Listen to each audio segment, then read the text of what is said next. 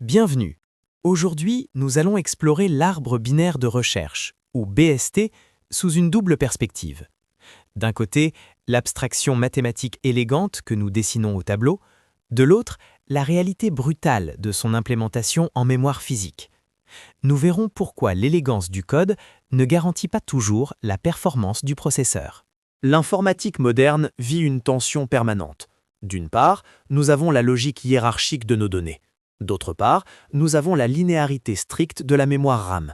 Comprendre comment mapper l'un sur l'autre est la clé de l'ingénierie haute performance.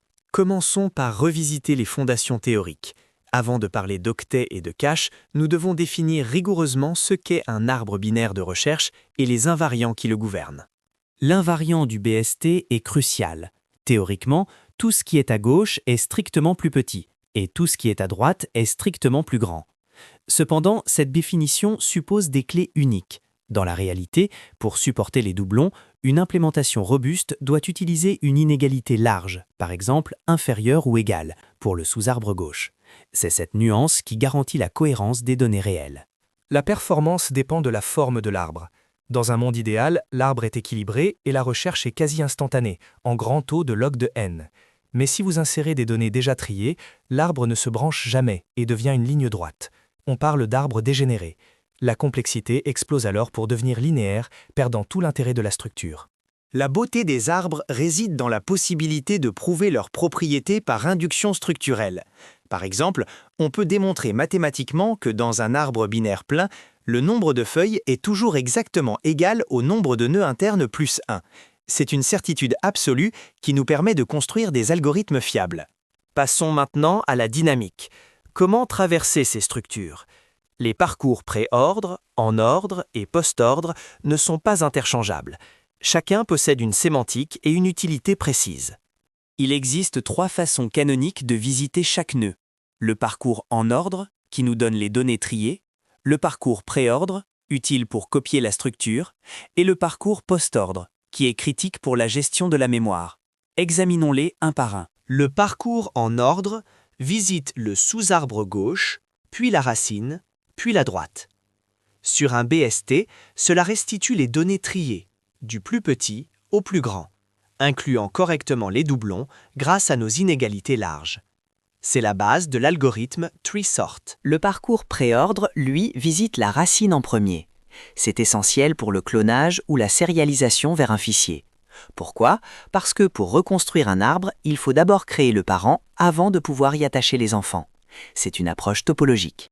Enfin, le post-ordre visite les enfants avant le parent. C'est crucial pour la destruction d'un arbre en C++.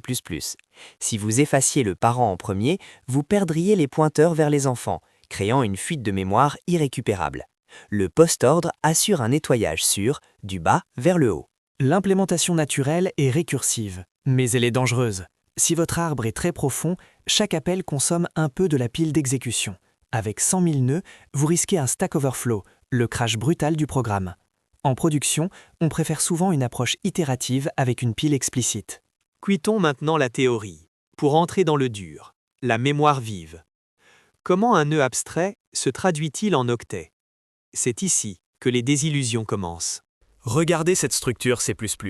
Pour stocker un simple entier de 4 octets, nous avons besoin de 2 pointeurs de 8 octets chacun, plus du remplissage pour l'alignement. Un nœud pèse donc 24 octets au minimum. Visualisez ce gaspillage. Pour 16% de données utiles, nous payons 84% de frais de structure. C'est énorme.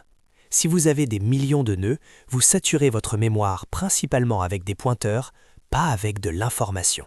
De plus, l'allocation dynamique avec malloc aggrave la situation. Chaque petit nœud alloué individuellement crée ce qu'on appelle du gruyère mémoire, ou fragmentation. Pire encore, les nœuds sont dispersés n'importe où dans la RAM, ce qui nous amène au problème critique de la localité. Pour comprendre pourquoi cette dispersion est grave, il faut comprendre comment fonctionne votre processeur. Il ne lit pas la mémoire octet par octet, il la lit par bloc. Accéder au registre ou au cache L1 est quasi instantané, mais accéder à la RAM principale prend 100 nanosecondes. À l'échelle du processeur, c'est une éternité. C'est comme attendre une lettre par la poste alors que vous pourriez envoyer un email. Dans un BST dispersé, Passer d'un nœud à son enfant oblige souvent le processeur à aller chercher l'information en RAM, provoquant ce qu'on appelle un cache miss. On appelle cela le pointer chasing. Votre CPU ultra rapide passe en réalité la majorité de son temps à attendre que les données arrivent. C'est pourquoi on utilise les B-trees. En regroupant de nombreuses clés, par exemple 32 ou plus, dans un nœud, on stocke les données de manière contiguë. Cela divise drastiquement la hauteur de l'arbre et permet au processeur de charger des blocs d'informations utiles en une fois, optimisant ainsi l'usage du cache. Terminons par un regard vers l'avenir.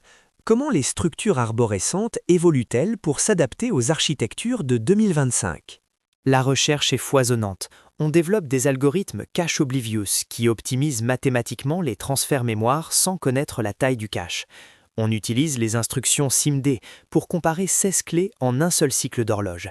Et pour le multithreading, on crée des structures sans verrou ou latch-free pour une concurrence massive.